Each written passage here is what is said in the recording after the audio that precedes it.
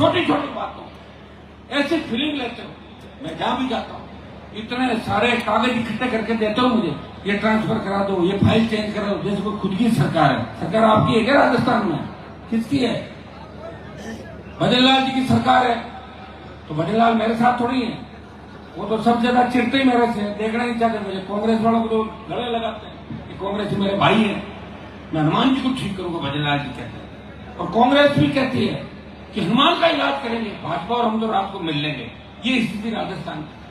भाइयों तुम मेरी चिंता करो, और ये चिंता बार बार करने का समय नहीं होता है। 28 लाख चिंता है, 28 में अगर आपने चिंता कर ली तो 40 तक ठीक हो जाएगा।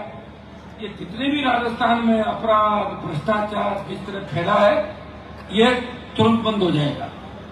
किसी बहन बेटी अबला की चीख पुकार सुनने को नहीं मिलेगी, और किसी गांव ढाणी के अंदर किसी किसान को तकलीफ नहीं पड़ेगी, और गुंडे बदमाश राजस्थान छोड़ के भाग जाएंगे और वो आपको मिलेंगे भी नहीं। इतना विश्वास मैं आपको दिला सकता हूँ। न पेपर लीक होगा और न भ्रष्टाचार होगा, हर आदमी खुशहाल होगा। इसके लिए आपको मजबूत कप्तानी देनी होगी। मैं तो इतना सीधा हूँ, 18-23 में मैंने कहा कि अगर दूल्हा कोई मजबूत हो मैं बाराती बन जाऊंगा, मैं दुल्हन नहीं बनूंगा। और मुझे दूल्हा मजबूत मिला ही नहीं, मैं क्या कर सकता हूँ बताओ? जिसको भी दूल्हा ढूंढे वो मजबूत नहीं, वो तो दूल्हा खुद ही दूर सड़क जाते थे। ये मैंने कांग्रेस पार्टी दूसरी पार्टियों के अंदर देखा था। तो भाइयों इस पीड़ा को समझो, और चूंकि आप यहां से जो आह्वान करोगे वो बहुत बड़ी ताकत के रूप में देश के अंदर जाएगा। आज हमारा समाज शिक्षा के क्षेत्र में निश्चित रूप से आगे बढ़ रहा है, लेकिन शिक्षा में जो आगे बढ़ रहा है वो बहुत आगे जा रहा है। उसको पीछे वाला का भी ध्यान रखना चाहिए। नहीं कहीं वापिस चला जाए, हाथी नहीं है और क्या काम का, उसको पीछे वालों का ध्यान रखना चाहिए, तब जाके समाज आगे बढ़ेगा। और समाज का मतलब आप समझिए, जिस गांव में हम रहते हैं उस गांव में शेड्यूल कास्ट के लोग भी रहते हैं, उस गांव में ओबीसी के लोग भी रहते हैं। पुराने जमाने के अंदर भी अगर किसी के पैर में कांटा भी चुभ जाता, हमारे लोग उसकी मदद करते थे। कोई परिपाटी हमें अपनानी होगी, उन लोगों को गले लगाना होगा, क्योंकि लोकतंत्र में वोट से सरकार बनती है। और एक बार अगर राजस्थान में आपने अपनी सरकार बना ली और एक बार सत्ता का आनंद ले लिया, फिर आप सत्ता नहीं छोड़ोगे, इतना मैं आपको विश्वास दिलाता हूं। अभी आपने सत्ता का आनंद ही नहीं लिया।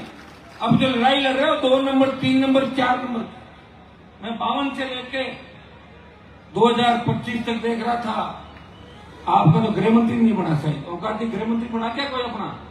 तो फिर 2 नंबर का 3 4 पे बैठे हो सारे सारे। तो अब गृह मंत्री छोड़ो, मुख्यमंत्री की बात करो।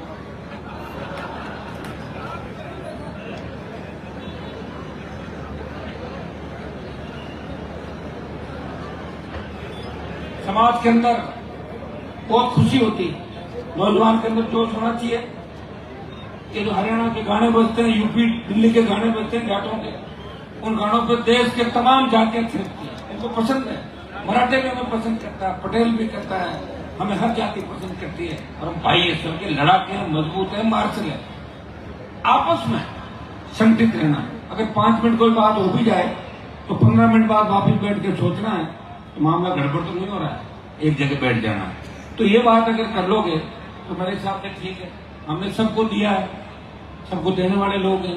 हमारे समाज ने त्याग समर्पण देश की रक्षा करते हुए सबसे ज्यादा साधक की, लेकिन दुर्भाग्य से इतिहास में इन चीजों का वर्णन कम है। इतिहास को तोड़ मरोड़ कर पेश किया गया, हमें बहुत कमजोर दिखाया गया, और जहां आवश्यकता थी हमारा जिक्र नहीं किया गया। भाइयों आज देश के बड़े बड़े महानगरों में महाराज सूरजमल जी की मूर्तियां नहीं मिलेगी आपने, है क्या? नहीं देखी क्या आपने? चेन्नई, मुंबई, बेंगलोर, हैदराबाद देखी क्या आपने? तो सूरजमल जी की जो लड़ाइयां हैं उनका इतिहास है।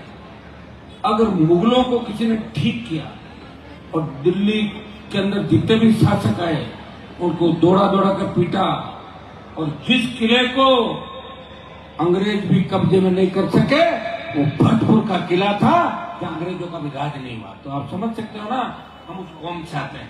लेकिन दुर्भाग्य से हमारे लोग इस बात को नहीं समझते। हमारे लोग एक चीज जानते हैं, आज के जीते भी नेता उससे मेरे पीछे पड़े हैं कि हनुमान जी क्यों घूम रहे हैं। तो मैं कहां जाऊं बताओ मुझे, घूमना छोड़ दूं? वो सोचे घूमना छोड़ देती, 40 साल और ठगी कर ले राजस्थान के अंदर, घूम घूम के जगह है लोगों को। भाइयों, मैं तो मेरी तरफ से ठीक ही कर रहा हूँ। मैं तो 18 और 23 में अपने समाज के बहुत से नेताओं की चिंता करी, प्रयास किया और कोशिश तो पार्लियामेंट के अंदर वहां संख्या गिनी जाती है कि किसकी कितनी संख्या है। दुर्भाग्य से ये बात अपन समझ नहीं पा रहे हैं, इसको याद कर रखते हैं। इसलिए आज से ये तय करो तिरुपति के यहाँ से कि 28 का जो मिशन है वो हनुमान बेनीवाल का मिशन नहीं है। 28 का मिशन इस राजस्थान को बचाने का मिशन है।